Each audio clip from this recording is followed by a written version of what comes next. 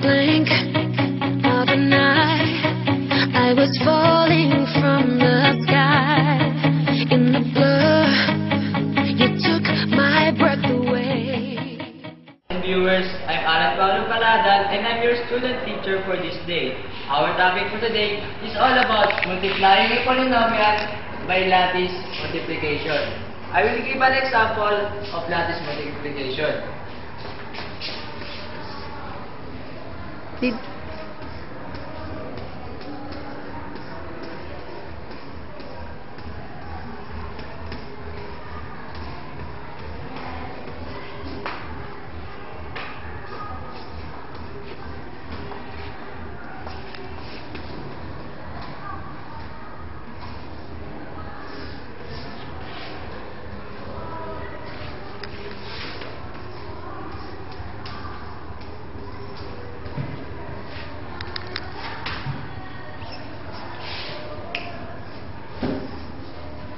Okay, our equation is the quantity of x squared is the quantity of the x to the 5th power minus 4x to the 4th power minus 3x to the 3rd power plus x squared minus 10x plus 2 plus the quantity of x squared plus 3x minus 7. Okay, first step, we get the value of the literal coefficient and copy the numerical coefficient. In this first equation, the first quantity, we write the value of x, the literal coefficient. The value of x is 1. And we write the negative form. Next, negative 3. And next, 1. Next, negative 10 plus 2. We write it by horizontally. Next, in this equation, the second equation, we write it by vertically. The value of x is 1, 3, and negative 7. And we draw a table with columns and rows.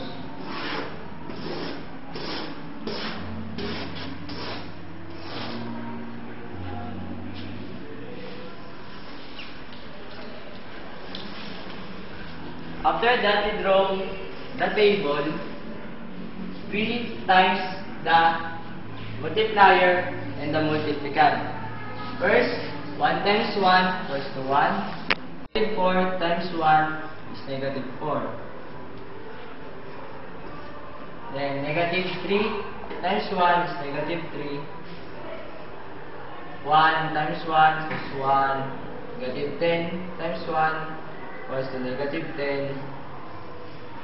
and 2 times 1 equals to 2. Next row is 3 times 1 equals to 3. Negative 4 times 3 equals to negative 12. Negative 3 times 3 equals to negative 9. 1 times 3 equals to 3. Negative 10 times 3 is negative 30.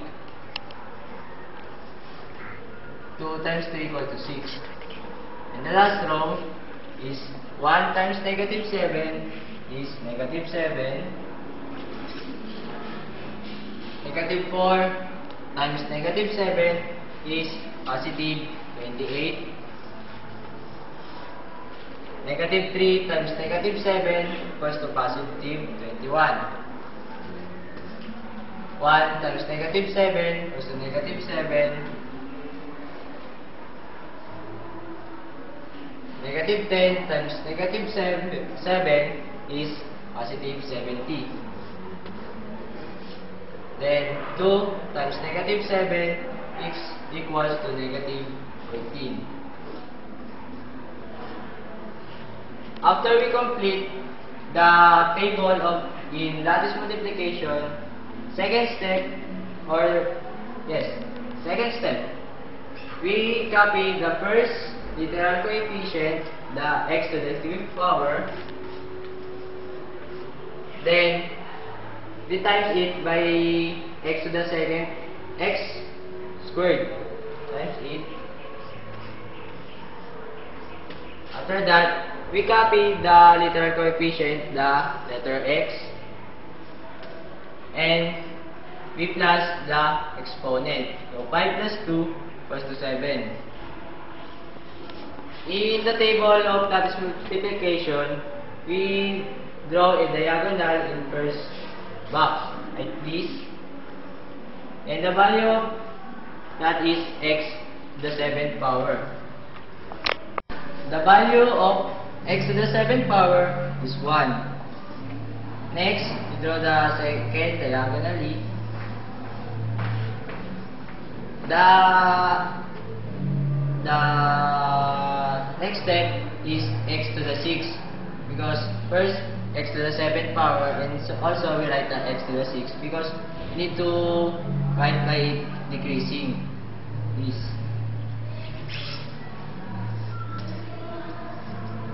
So negative 4 plus 3 is equals to negative 1. Next step, we write it.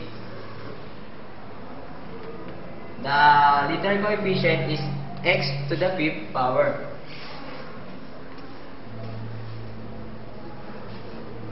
So, negative 3 plus negative 12 plus negative 7 is equals to negative 22.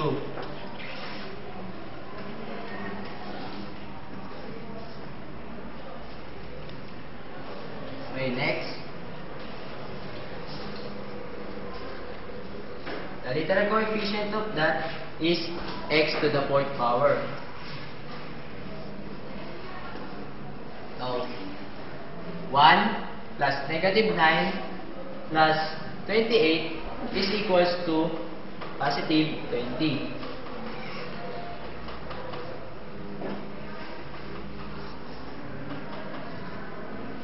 Next. The value of the literal coefficient is x cubed. Now, negative 10 plus 3 plus 21 is equals to negative, oh no, the answer is 13.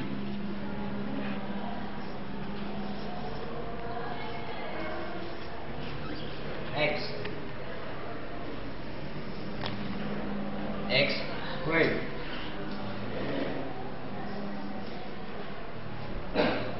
Two plus negative 30 plus negative 7, the answer is negative 35.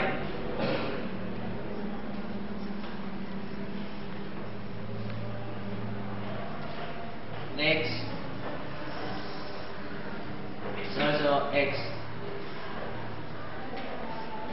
Because in literal coefficient, we don't write the exponent 1 because the value of literal coefficient is also 1.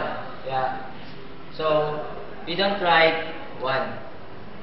So 6 plus 70 is equals to 76.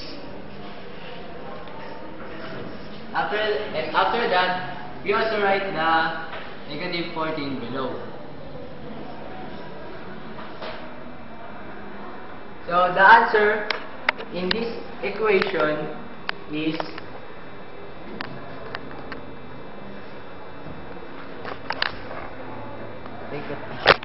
final answer in standard form of x7. Next, negative 1 x6. So we don't write negative 1, we write negative x to the 6th power, and next negative 22 x to the 5th power. Negative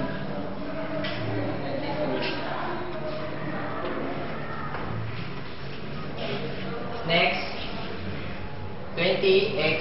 20x to the 4th power. We also write positive because the answer is